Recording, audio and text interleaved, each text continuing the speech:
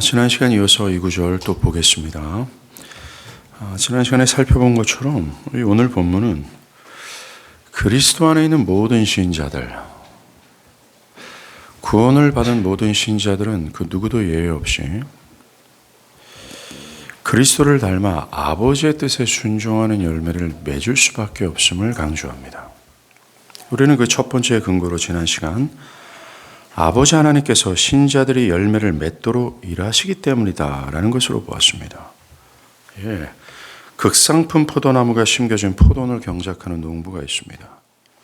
이 농부는 열매를 많이 맺게 하기 위하여 이른 비와 늦은 비를 주관할 수 있고 햇빛과 구름을 적절히 조정할 수 있는 농부입니다. 그렇게 햇빛과 비를 주관하며 나무의 광합성 작용마저도 가장 탁월하게 조절할 수 있는 전능한 농부라면 그 결과가 어떻겠습니까? 그 결과는 절대적입니다. 절대로 실패할 수 없습니다. 나아가 포도원의 울타리와 밭을 망치는 작은 여우도 잡을 수 있고 포도원을 공격하는 그 어떠한 원수의 공격에도 능히 포도원을 견실하게 지킬 수 있는 강한 농부라면 그의 농사의 결실은 풍성할 수밖에 없으며 그 농부가 바라는 결과를 절대적으로 낼 수밖에 없을 것이 분명하죠. 이것이 내 아버지가 농부다라는 말씀의 의미입니다. 신자들에게 최상의 결과가 나올 수밖에 없는 가장 강력한 증거를 말씀하시는 거예요. 절대적으로 풍성하고 선한 열매가 나올 수밖에 없는 최상의 조건을 갖춘 상태에 있다는 것을 시사합니다. 가장 탁월하신 농부이신 하나님께서 그리스도의 나무에 붙어 있는 가지된 신자들이 아버지가 원하시는 만큼의 열매를 맺게 하시려고 그들의 평생의 뒤를 따라다니시며 그들을 위하여 일하시고 다듬어 하신다는 거예요. 아버지께서 원하시는 소정의 열매를 맺게 하시려고 쉬지도 않고 성실하게 부지런히 그들을 깨끗하게 하신다는 겁니다. 그리스도의 형상과 충돌되는 모든 교만한 성품과 거지 같은 성품과 성질머리 없는 성품들과 그리스도와 다른 말투와 태도들과 하나님의 말씀에 고집스럽게 순종하지 않으려고 하는 그런 악한 본성을 산산히 부수시고 가지를 쳐내가시며 기필코 풍성한 열매를 맺게 하시도록 다듬어 가신다는 겁니다. 1분 1초도 예외가 없이 평생토록 그를 따라다니시고 더 뒤를 따라다니시며 말입니다. 하나님의 우리 뒤를 평생토록 따라다니시면서 따라다니시는 근본의 목적이 우리에게 물리적인 모든 풍성함을 주시고자 따라다니시는 것이 아니라 하나님 원하시는 열매를 맺는 자로 다듬기 위하여 따라다니신다는 거예요. 가장 탁월하신 농부, 힘의 한계가 없으시고 가장 지혜로우신 농부께서 우리를 경작하시니 신자들에게 열매가 당연하지 않겠습니까? 자, 오늘 이것에 이어서 그리스도 안에 있는 신자들의 그 순종이라는 열매, 그리스도처럼 죽기까지 아버지의 뜻에 순종하는 그 열매 맺는 것, 이게 필연적인 두 번째 근거를 살피겠습니다. 그것은 그리스도 예수께서 참 포도나무이시기 때문입니다. 지난 시간 잠시 살핀 것처럼 주님이 자신을 가리켜 나는 참 포도나무다라고 하시잖아요. 이것은 자신을 실패한 이스라엘과 대조하시기 위해서라는 겁니다. 하나님은 당신의 전적인 은혜로 이스라엘을 출애굽하게 하시어 가나안 땅에 인도하셨습니다. 그리고 그들에게 하나님께서 구원하신 백성으로의 삶을 요구하셨습니다. 뭡니까? 하나님께서 하신 모든 명령에 순종하며 하나님의 뜻을 따르는 열매를 요구하셨다는 거예요. 내가 심은 포도나무야. 그러니 너희들은 내가 원하는 열매를 맺어야 돼 라고 하고 요구하셨다는 겁니다. 그것을 위해서 하나님은 이들의 필요한 모든 것을 공급하셨어요.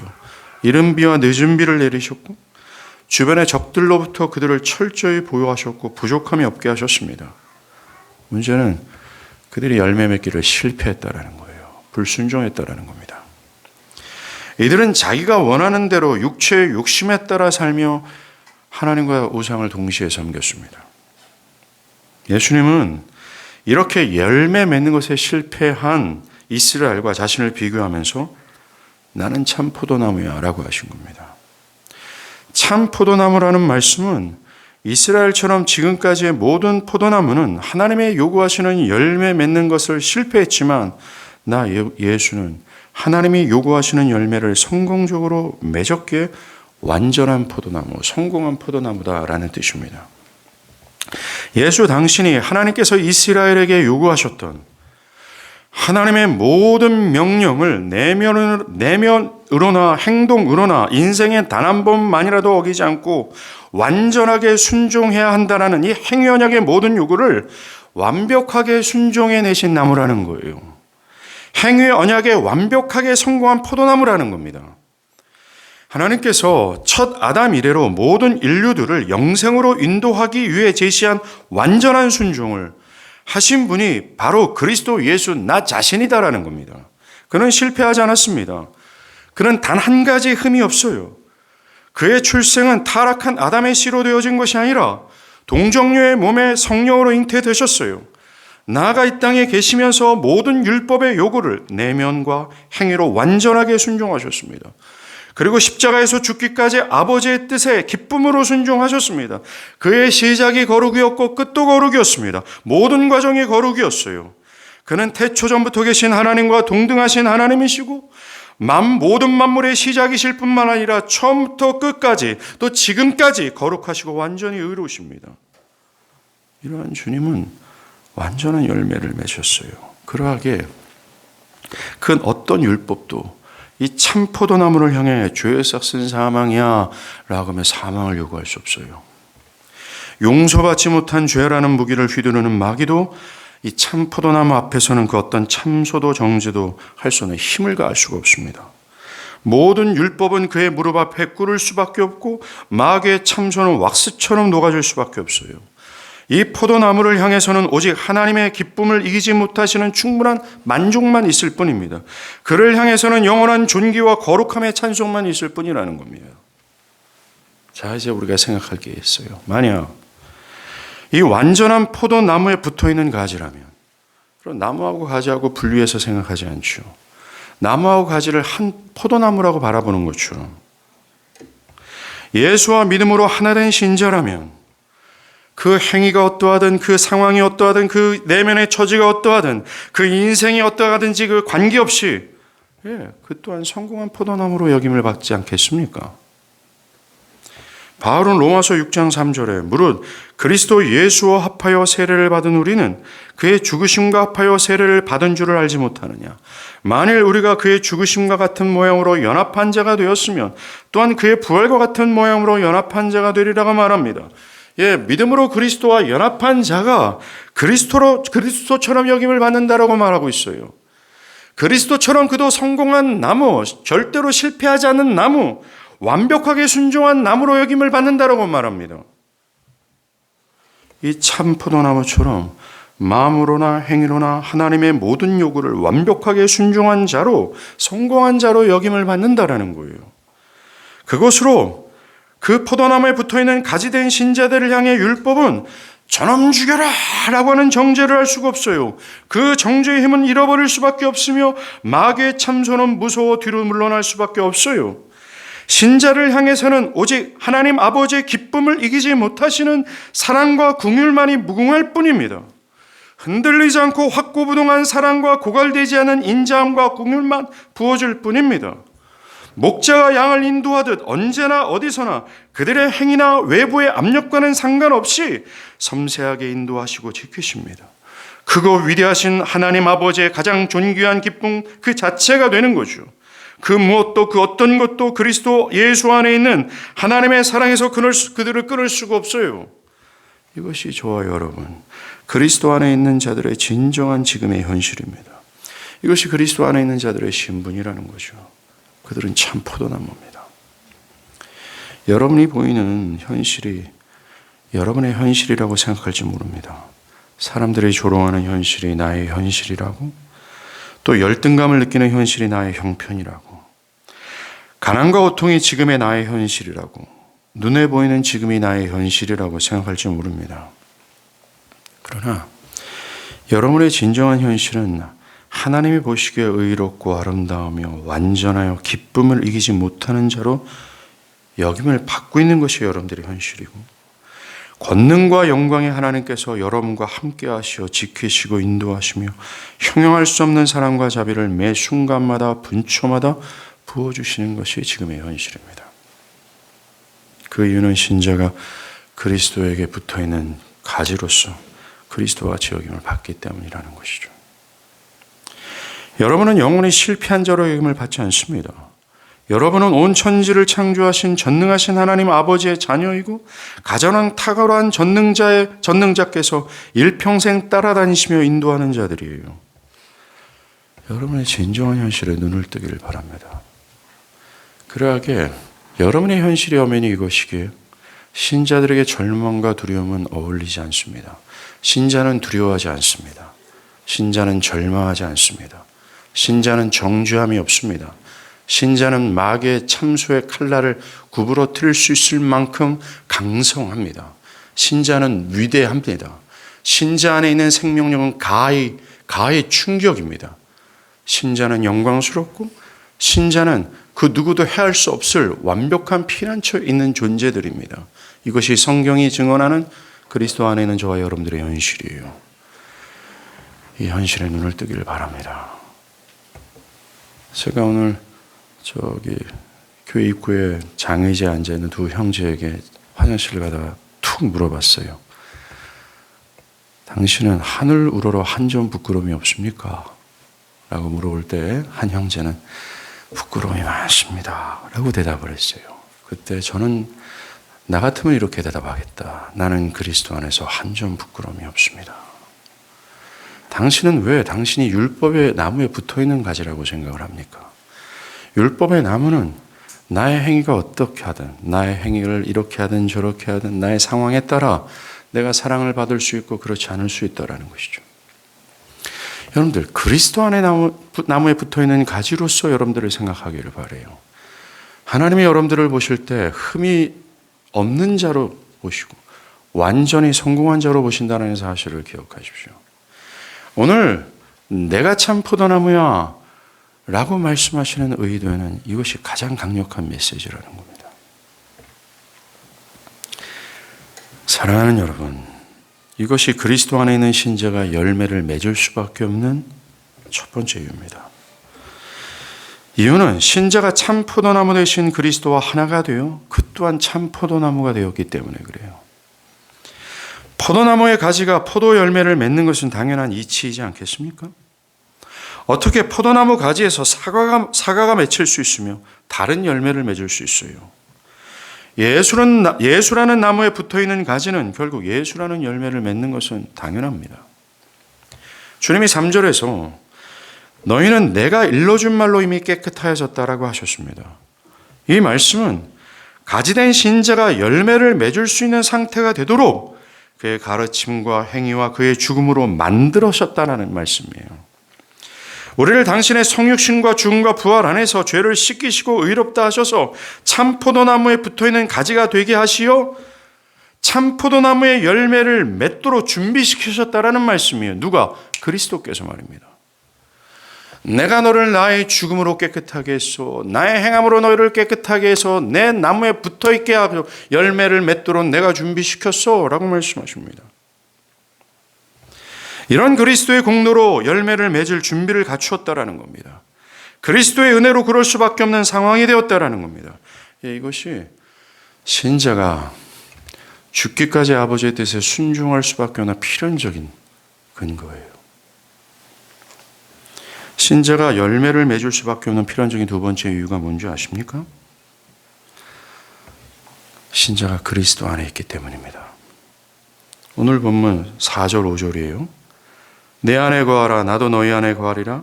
가지가 포도나무에 붙어있지 아니하면 스스로 열매를 맺을 수 없음 같이 나도 내 안에 있지 아니하면 너희도 내 안에 있지 아니하면 그리하리라.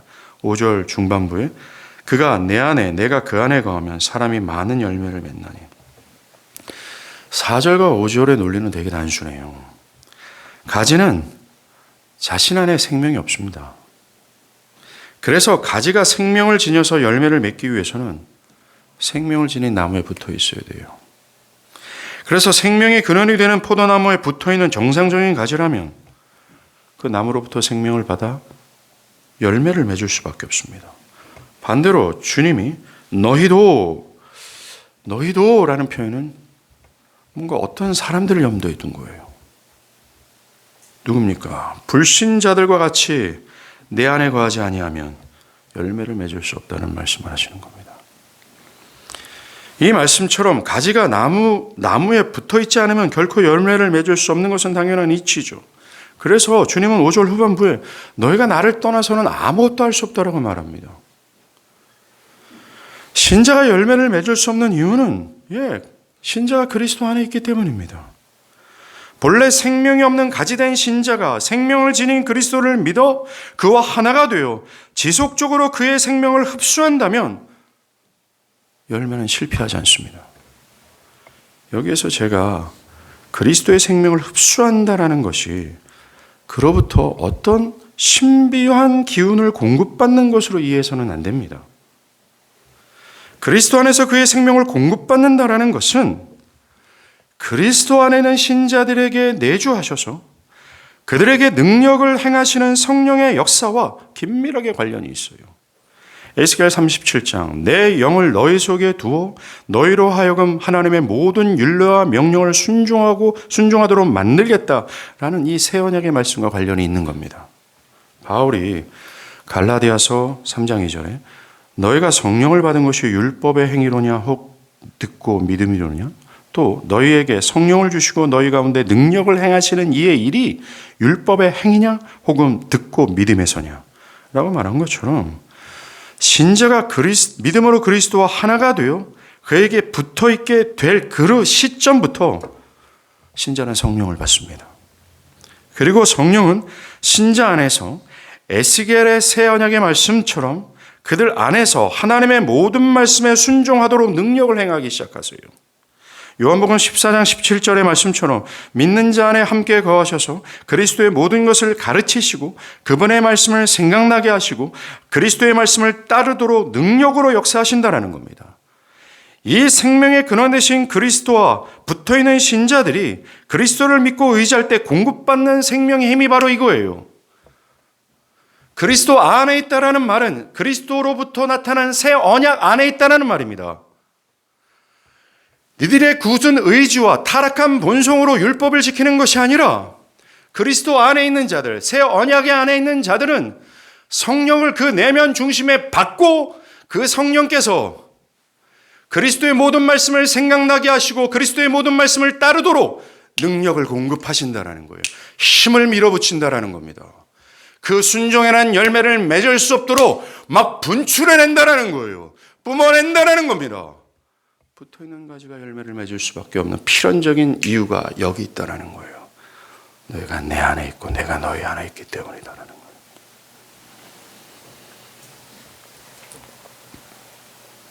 그리스도가 자기를 부인하며 죽기까지 아버지의 뜻에 기쁨으로 순종하였던 그 생명 있잖아요. 그리스도 안에서 막 역동하는 생명력.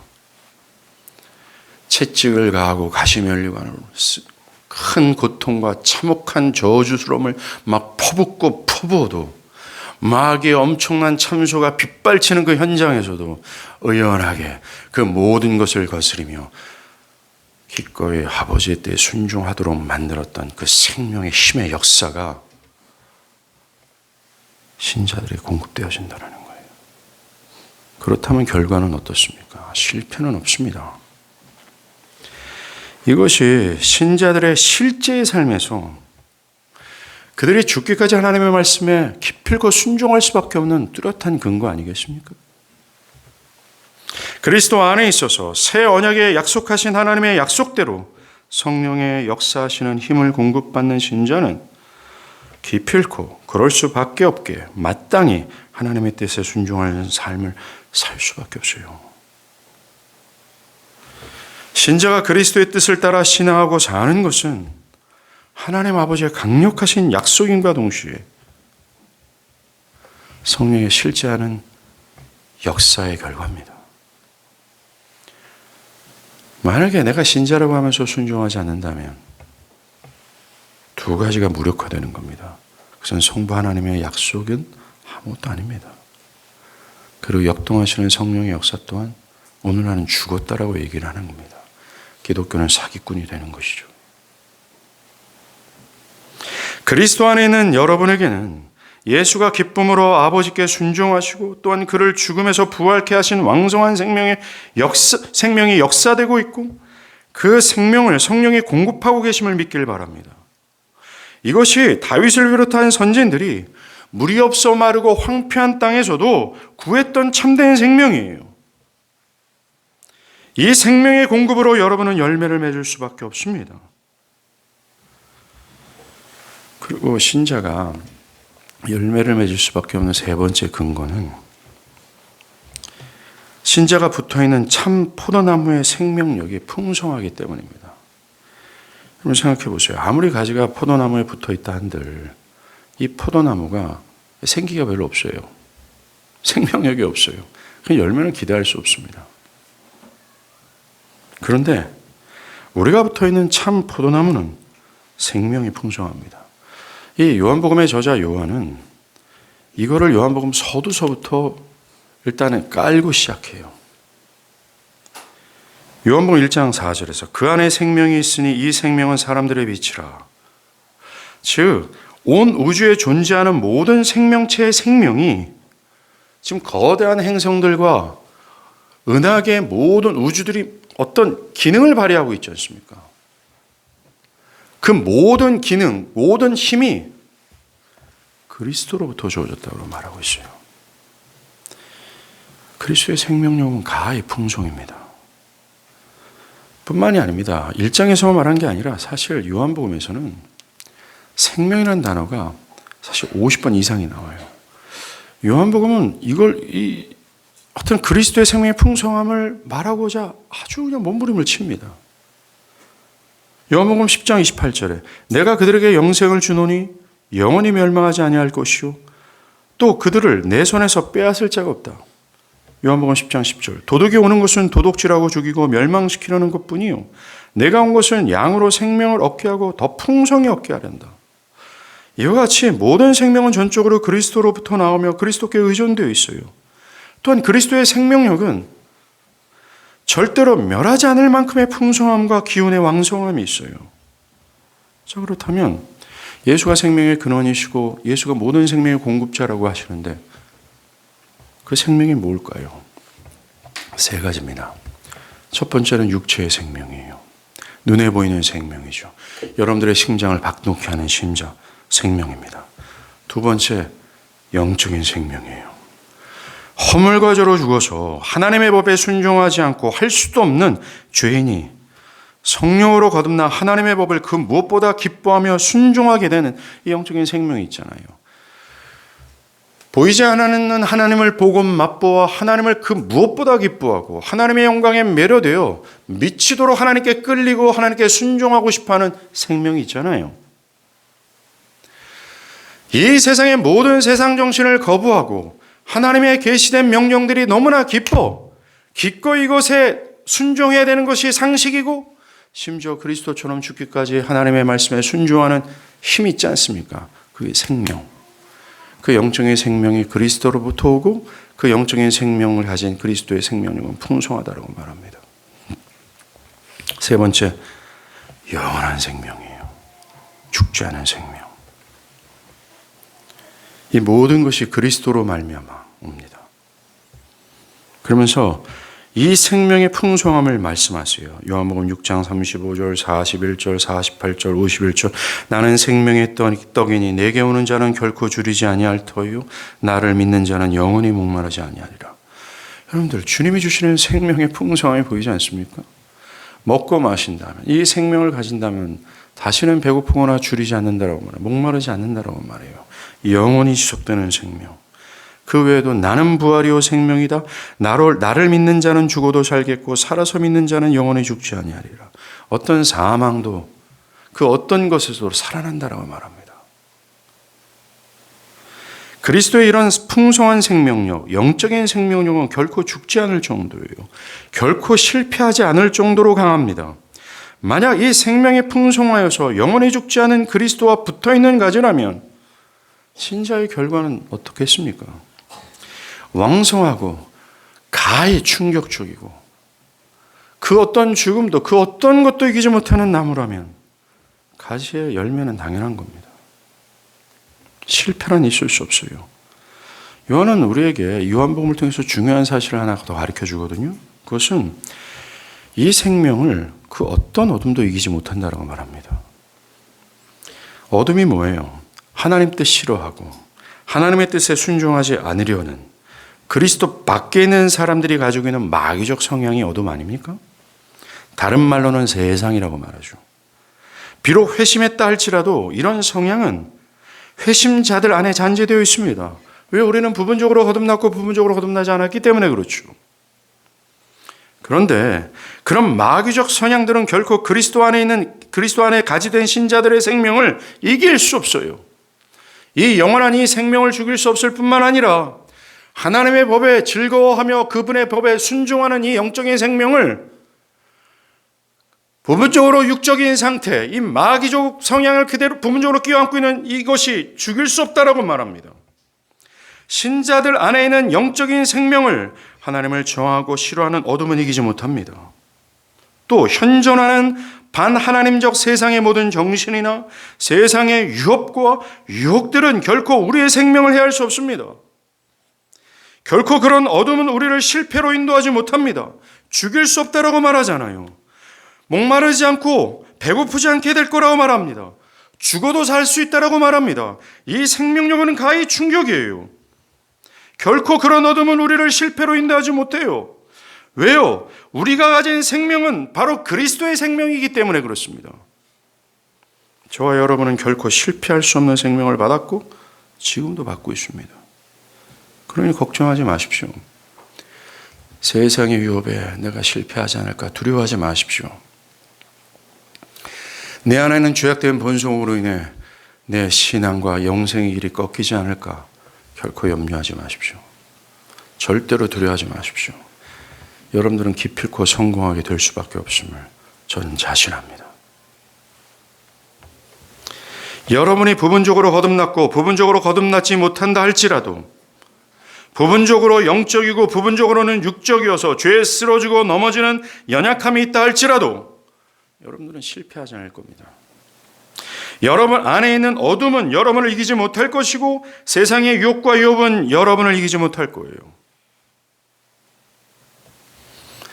여러분들 우리가 지금까지 살펴본 이 말씀을 근거로 한 가지 뚜렷한 건 있죠. 신자의 삶에서 순종은 필연이라는 겁니다. 있을 수밖에 없다라는 거죠. 분명히 신자라는 그리스도처럼 자기를 부인하고 하나님의 뜻을 죽기까지 순종하는 열매가 있어야 합니다. 없다면 거짓말장이죠. 결코 그런 신자가 아닙니다. 그리스도와 상관이 없는 불신자입니다. 오늘 이 말씀을 근거로 확언하건대 열매 순종이라는 열매가 없는 사람들은 근본적으로 구원의 생명이 없는 형벌 앞에 직면해 있는 사람이 맞습니다. 그들은 곧 지옥의 형벌에 그 엄습함을 당하게 될 수밖에 없으며 하나님의 무시무시한 눈초리를 그들은 꼭 볼 수밖에 없다라는 겁니다. 반대로 이 말씀을 근거로 확언하건대 그리스도 안에 있는 신자라면 지금까지의 모든 자기의 견해들, 자기의 중심성을 주장하는 이 세상의 정신들을 다 부정할 거예요.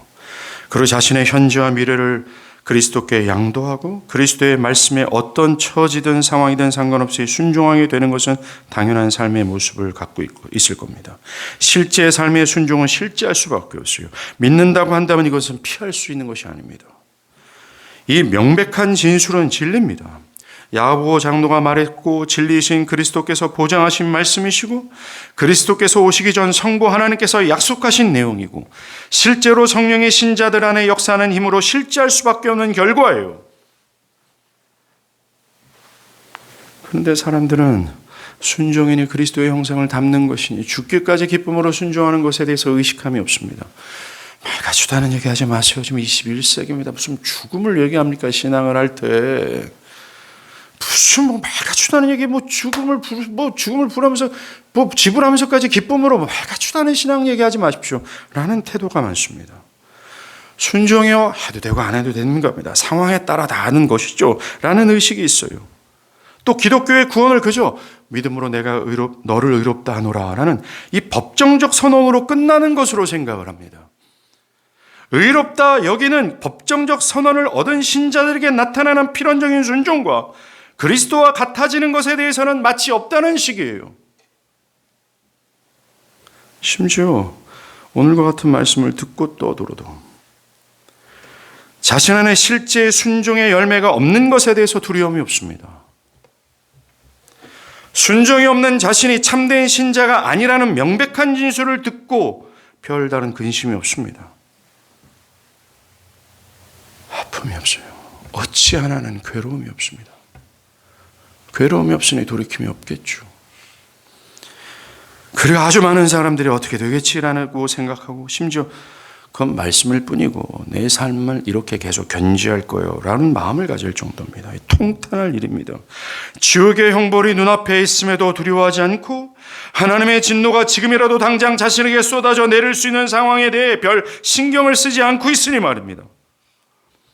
사람들은 현대사회는 2000년 전에 명령하신 하나님의 뜻을 굳이 순종할 필요가 없고 그렇게 순교당하면서까지 주님을 따를 필요가 없다라는 거예요.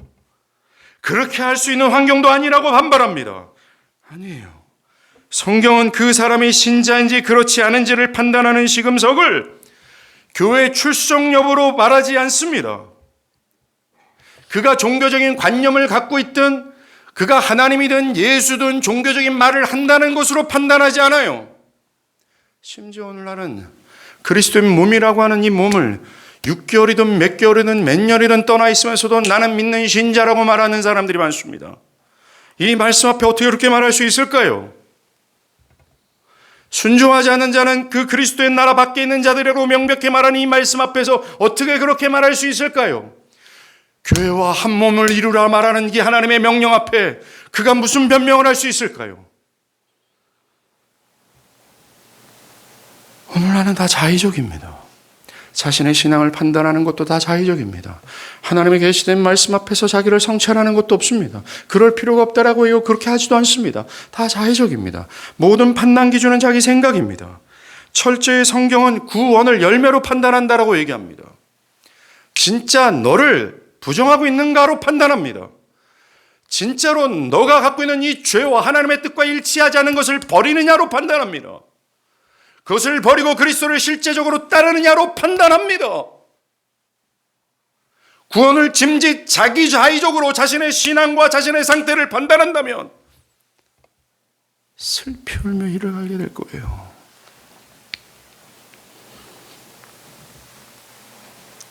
여러분들, 이 문제는 간단한 문제가 아닙니다.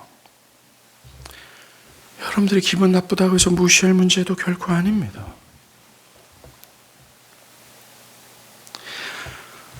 지금 요한복음 14장과 이어지는 요한복음 15장은 우리의 신앙의 핵심과 기독교 구원의 핵심을 다루고 있습니다. 오늘 주님은 열매 없는 자들, 즉 그리스도와 같이 순종하는 열매가 없는 자들의 최후를 말씀하시며 우리를 경성케 하십니다. 6절에서 사람이 내 안에 거하지 아니하면 가지처럼 버려져 마느나니 사람들이 그것을 모아다가 불에 던진다라고 하셨습니다. 여기서 분명하게 우리가 볼 게 있어요. 주님은 내 안에 거하지 아니하면이라고 말씀합니다. 주님은 주님 안에 있다가 열매를 맺지 못하는 가지를 버리겠다라고 하시지 않습니다. 본질적으로 주님 안에 있지 않는 자들, 불신자를 겨냥하는 거예요. 근본적으로 주님 안에 있지 않은 불신자들, 주님 안에 있어서 성령의 공급을 받지 않는 근본적으로 불신하는 사람들은 열매를 맺지 못하는 것으로 버려지게 될 거다라고 말합니다.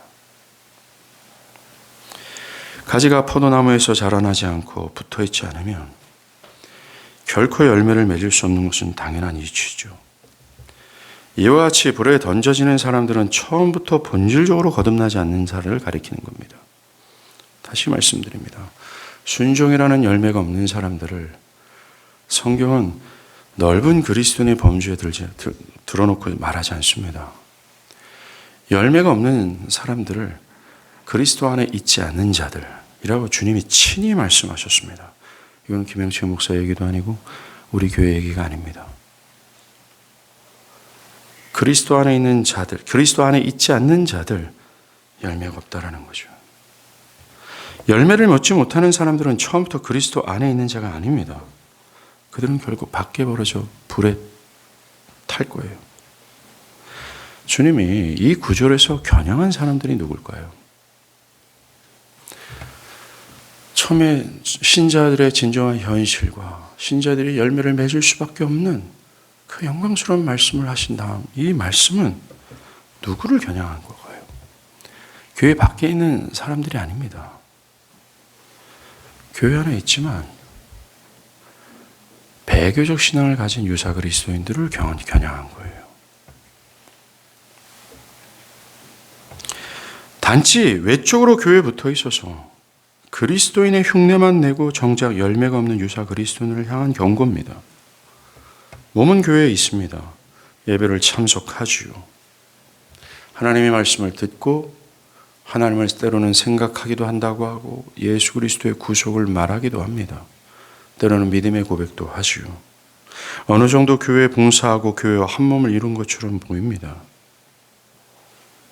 그런데 근본적으로 그는 성령으로 거듭나지 않아서 본질적으로는 그는 그리스도 안에 있지 않습니다.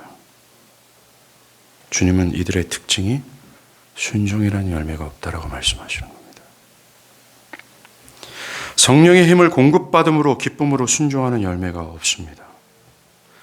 하나님의 뜻을 알고자 하는 열심도 없고 나아가 그 뜻에 순종하고자 하는 것도 없습니다. 그저 자신의 생각에 따라 신앙하고 자기가 원하는 대로 자기의 육체의 욕심에 따라 움직이며 교회를 다닐 뿐입니다. 이들의 중심을 차지하는 것은 하나님의 뜻이 아니라 자의적인 생각일 뿐이에요. 철저히 자기 생각입니다.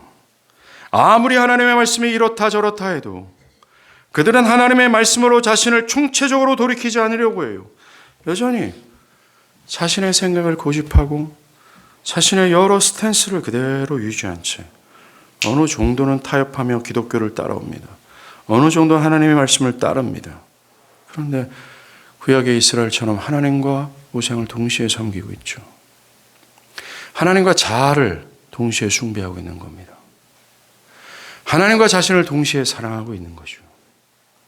하나님의 뜻과 자신의 뜻을 같이 붙들고 있는 겁니다.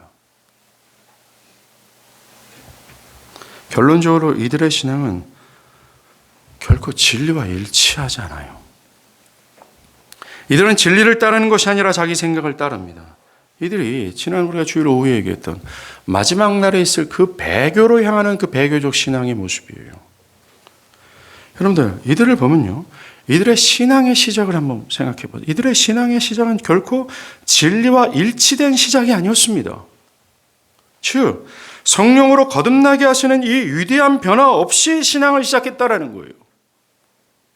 성령께서 밝히 알리시는 자기를 아는 지식, 자기가 죽어마땅한 죄인이라는 사실을 지각하여 슬퍼하고 두려워하며 구원자를 찾고 자신의 모든 것이 틀렸음을 다 알고 자기를 총체적으로 부인하고 주님을 뒤따르게 되는 이 변화됨이 없이 신앙을 시작한 겁니다.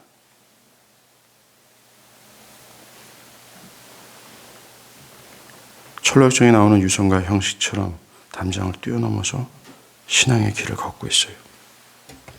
그리고 그들의 신앙의 과정은 순종에 빠져 있습니다. 성경은 이것을 배교라고 얘기해요. 배교란 교회를 떠나는 것, 기독교를 부인하는 것을 배교라고 성경은 말하지 않습니다. 성경에서 말하는 배교는 진리와 일치하지 않는 것을 배교라고 얘기해요. 왜곡된 진리를 따르고 왜곡된 진리를 고집하는 것을 배교라고 말합니다. 그 배교적 신앙은 최후가 심판이라고 주님 말씀하시잖아요. 오늘 본문에서 이 배교적 신앙, 유사 그리스도인의 특징은 하나로 규정합니다. 열매가 없어요. 그래서 추가적으로 제가 말씀드리는 것은 우리 교회 역사에서 믿음의 위대한 선진들, 설교자들이 강조했던 바가 있습니다. 일시적인 순종이냐 지속적인 순종의 문제라는 거예요. 이 유사 그리스도인의 특징은 일시적인 순종을 보인다라고 얘기합니다. 참된 그리스도인의 순종은 지속적이라는 큰 차이가 있다는 거죠. constantly가 있다는 겁니다. 왜요? 왜 constantly, 왜 지속적으로 열매를 맺게 될까요? 그리스도 안에 있는 성령, 이 성령에 공급하시는 이 생명의 힘이 지속해서 뿜어져 나오기 때문이며, 하나님의 언약의 말씀처럼 확고부동하게 고갈되지 않도록 그들이 근본적으로 하나님의 말씀에 순종할 수 있도록 생명을 공급하시는 약속이 있기 때문에 그래요. 참 포도나무, 신자들이 붙어있는 포도나무는 시절에 따라 죽거나 살아있지 않습니다. 이 참 포도나무는 어떤 계절이든 어떤 시기든 어떤 상황이든 어떤 정황이든 심지어 이 전쟁과 같은 아비규환 속에서도 생명은 죽지 않고 생명을 분출하는 나무이기 때문에 그래요. 그래서 거기에 붙어있는 신자는 constantly 지속해서 열매를 맺을 수밖에 없어요. 가난과 고난과 이름 없는 자로 살아가는 서러움의 상태에 있다 할지라도, 혼란과 그 서글픔과 깊은 열등감을 느낄 수많은 수많은 상황 속에서도 신자가 열매를 맺는 이유는 신자 안에 고귀한 생명이 있어서가 아니라 그가 붙어있는 포도나무의 생명이 있기 때문에 그렇습니다.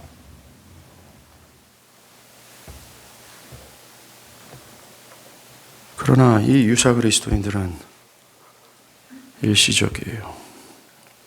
상황이 열매를 맺을 수 있는 상황이면 열매를 맺습니다. 좋은 시절이면 열매가 있는 것처럼 보입니다. 나쁜 시절은 열매가 없습니다. 왜 그럴까요? 그는 영원토록 무궁하고 풍성한 생명의 나무에 붙어 있지 않고 그의 가냘픈 자생적인 의지를 가지고 열매를 맺고 있기 때문에 그렇습니다. 감정에 따라 그는 열매를 맺을 수 있게 될 수는 있습니다. 기분이 좋을 때는 열매를 맺는 것처럼 보일 수도 있습니다. 근데 기분이 저조하거나 절망에 빠지면 열매를 맺지 못하는 형편에 빠지게 되죠. 이게 유사 그리스도인의 특징입니다. 여러분은 어떠십니까? 그리고 여러분들은 어떻게 하시렵니까? 돌이켜 회개하시렵니까? 아니면 더 나아지기를 위해 도우심을 구하시렵니까? 아니면 지금처럼 그냥 그렇게 지내려 하십니까? 자, 저를 보십시오.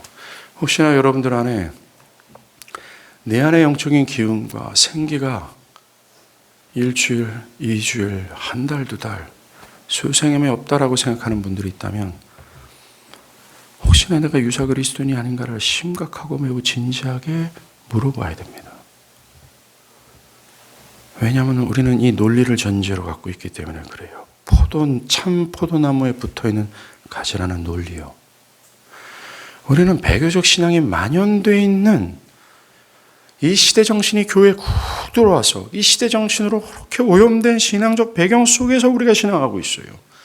쉽게 말해서 자의적으로 판단하는 것이 매우 깊이 길들여진 상태와 상황 속에서 신앙하고 있습니다. 자신의 신앙을 성찰하는 것도 이미 시대 정신에 물들어서 계시된 성경으로 판단하는 것이 아니라 자의적으로 판단하고 앉아있다는 것입니다.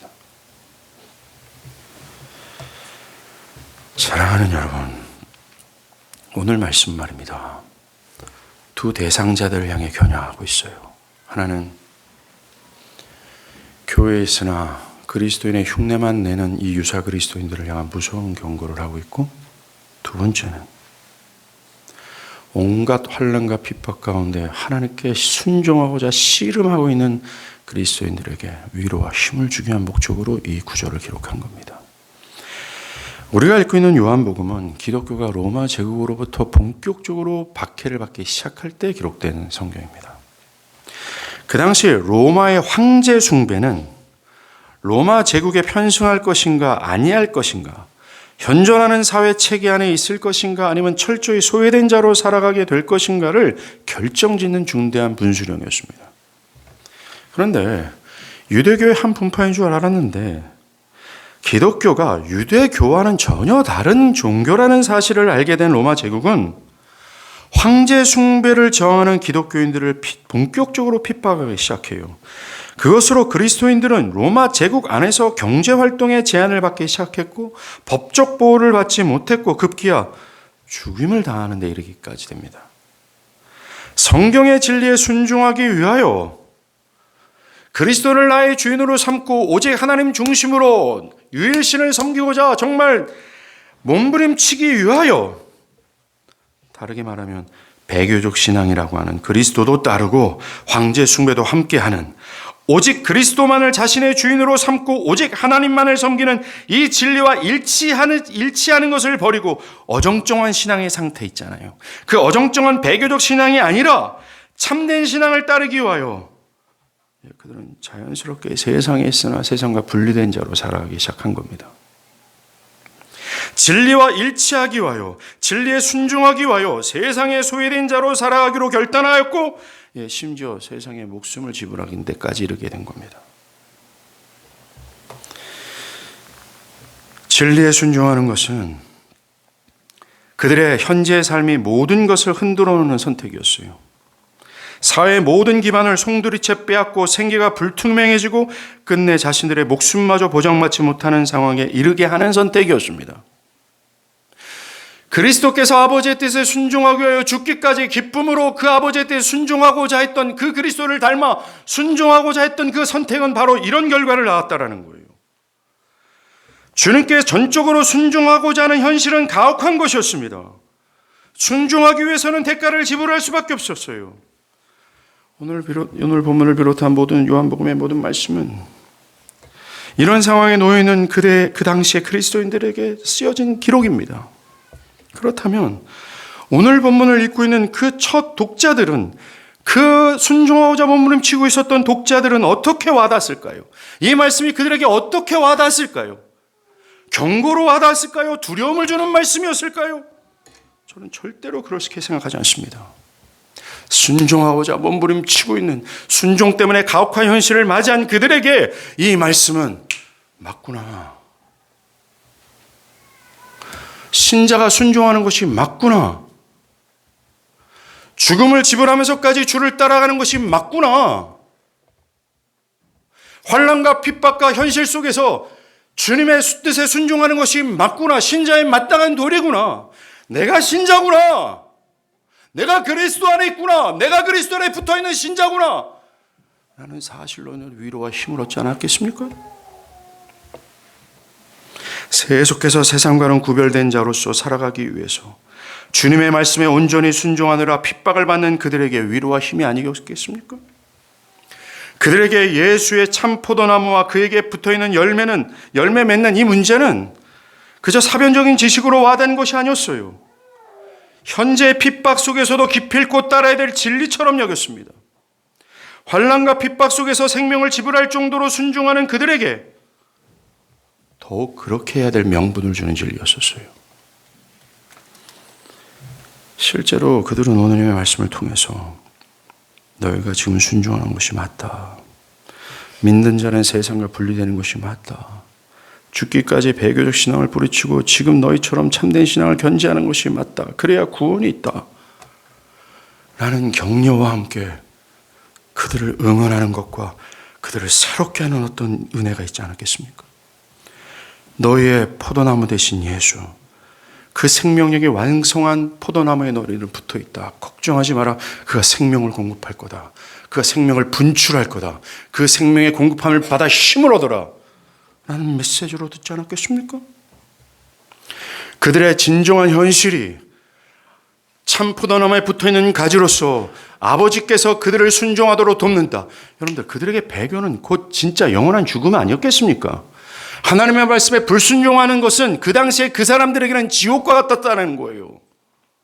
하나님의 말씀에 불순종하는 것은, 즉 그리스도를 부인하고 로마 황제를 숭배하는 이 문제는, 이 배교적 신앙은 말입니다, 그들에게는 영원한 생명을 건 매우 중대한 사안이었어요. 그런데 내가 순종하지 못하면 어떡하지? 내가 배교적 신앙으로 들어가면 어떡하지? 염려하는 그들에게 뭐라고 말해요? 너희는 붙어있다. 생명을 분출하고 있다. 그의 생명으로 너희는 할 수 있다. 그리고 아버지가 너희를 평생 따라다니며 이런 상황 저런 상황 아비규환의 환난의 속에서도 너희들이 그 순종할 수 있도록 너희들을 다듬고 너희들을 순종할 수 있도록 일하고 계신다. 이게 그들에게 어떻게 다가왔을까요? 그들에게 이것이 어떻게 와닿았을까요? 예, 맞습니다. 오늘도 로마 황제로 황제 숭배로 대변되는 이 여러 가지 것들이 우리를 유혹하고 있어요. 우리를 배교적 신앙으로 이끌지 않습니까?